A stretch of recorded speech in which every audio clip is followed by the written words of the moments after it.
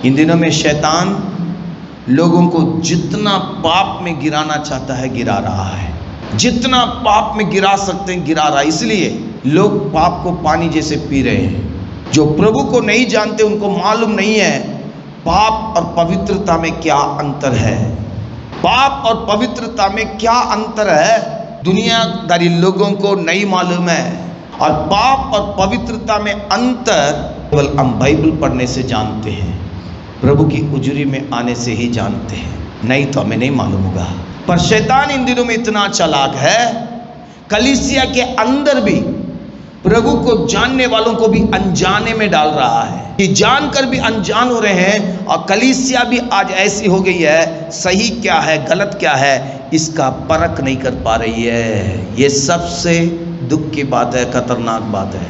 कलीसिया इस बात को समझ नहीं पा रही है संसारिकता क्या है, आत्मिकता क्या है, पाप क्या है, पवित्रता क्या है, क्योंकि उसका ध्यान प्रभु के वचन से हट गया है, उसका ध्यान किसी और चीज पर लग गया है। वो अब संसार को देख के चल रहे हैं, प्रभु को देख के नहीं चल रहे हैं। संसार से मान्यता प्राप्त करने की कोशिश कर रहे हैं, प्रभु से मान्यता प्राप्त करने की कोशिश नहीं कर रहे हैं।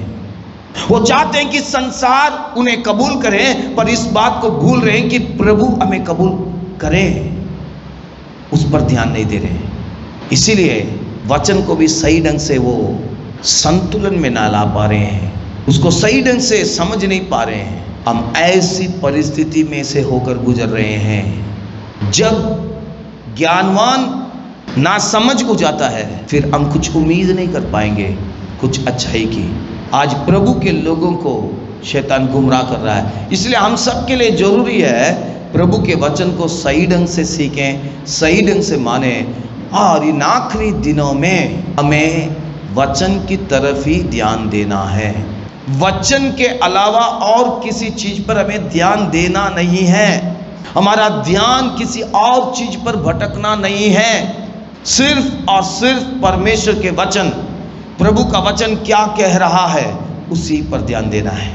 पवित्र जीवन, पवित्र जीवन की अवहेलना नहीं कर सकते हैं, और इसके बदले में और कुछ भी नहीं है, और कोई विकल्प हमारे पास नहीं है। पवित्र जीवन माने पवित्र जीवन जीना है। ये पवित्रता हमको दूसरों से बिल्कुल अलग करता है कि हम प्रभु के हैं, हम प्रभु के लोग हैं, हम सांसारिक नहीं हैं, हम आत्मिक हैं।